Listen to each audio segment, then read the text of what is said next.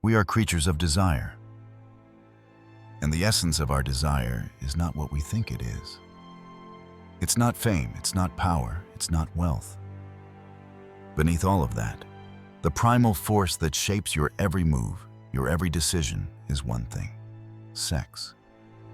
This force is woven into the very fabric of human nature, more powerful than reason, more constant than will. It drives the most brilliant, the most ruthless, the most accomplished to do things they would never admit even to themselves. But what if you stopped resisting it? What if you started using it to shape your life, to manipulate others, to control the very forces that control you? Let's break it down. The human mind operates through a series of conditioned responses, reflexes, impulses, and at the core of these impulses, what drives you more than anything is the need to secure attraction, the need to feel desired, the need to conquer, and above all, the need to control. This is a law of nature. Think of the powerful men who shaped history. What did they all share in common? Napoleon, Caesar, Alexander.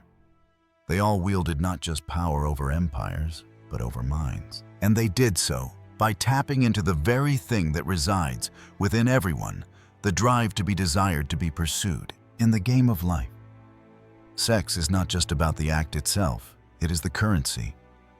It's not just what you exchange in the privacy of your bedroom. It is what you trade in the marketplace of dominance, of status, of respect. The great strategists of history, from the emperors to the warlords, knew this. They understood that what controls a man's body controls his soul, his attention, his resources, his loyalty. All of these are forfeit once you claim control over his primal desires. Now think about the women you encounter. They are not simply bodies. They are instruments of power. Understand this: a woman's attraction is not a gift. It is a currency, one that can be exchanged for status, access, loyalty.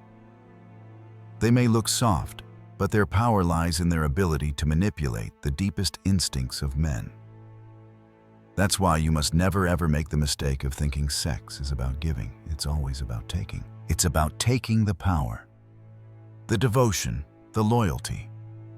Because the one who controls the sexual energy in any dynamic is the one who controls the relationship itself. The question is, how do you manipulate this energy? How do you bend this force of nature to your will? The first rule you must understand is detachment. Detachment is not the rejection of desire, it's the elevation of it to a strategic level. In the world of emotional manipulation, you must be above the emotional fluctuations that dictate human behavior. Never let your emotions drive you. Control them. Control how you feel when you feel it, and most importantly, how others feel when they are around you. To control sex, you must first control yourself. The moment you attach yourself to someone's desire, you surrender your power. The moment you show desperation, you lose. There is no need for you, you only want.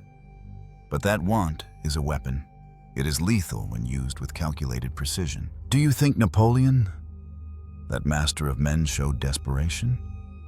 Did Caesar ever plead with Cleopatra for attention? No. These men understood the power of scarcity.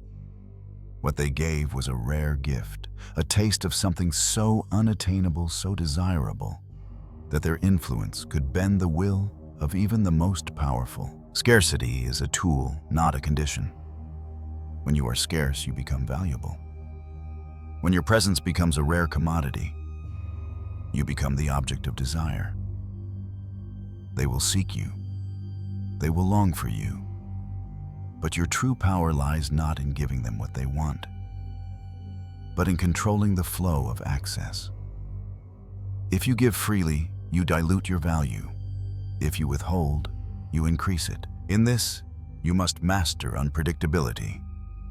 The moment someone thinks they know you, the moment they believe they can predict your actions, your power diminishes. You must always remain one step ahead, always just out of their reach. This keeps them engaged, keeps them chasing. Attraction is not about proximity, it's about distance. and distance, my friend, is the most seductive thing in the world. The more unattainable you become, the more they will move mountains just to get a glimpse of you. This is not about love. It is about control. It is about bending their will through the subtle art of emotional manipulation. This brings us to one of the most powerful dynamics in human interaction: power itself. Power is not what you take. Power is what you make others give you. Power is about making people want to serve you, making them feel as though they cannot exist without you. You see, the greatest trick in seduction, in all power dynamics for that matter, is to make the other person believe that they are in control, that they are the one choosing, that they are the one leading. But in reality, it is you pulling the strings. Consider a woman in your life. She may seem to hold the power in the dynamic.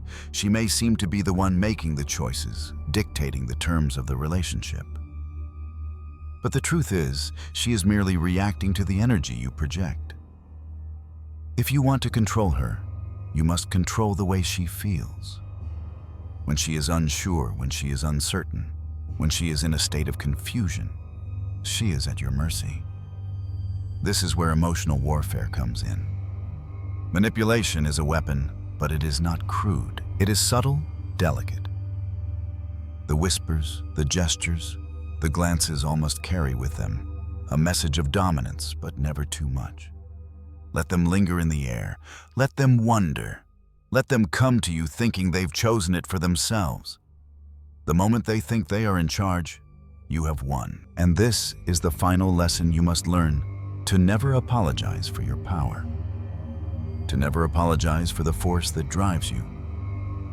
Because just as a predator doesn't apologize for its hunger, you must never apologize for your need to dominate, to control. The moment you apologize for it, you surrender the very thing that makes you dangerous. The moment you make excuses for your desires, you are no longer the one in control, you are the one being controlled. And that is a game you will lose. You will find that those around you will bend. They will yield. They will crave your presence. They will crave your attention, but you must never give in. You must never let them know that they have any hold over you. For once they know that, they will begin to play their own games, and they will stop seeing you as the powerful figure you are. So now that you understand, the question is no longer if sex controls your life. The question is, how will you use it? Will you continue to be its pawn, or will you learn to master it?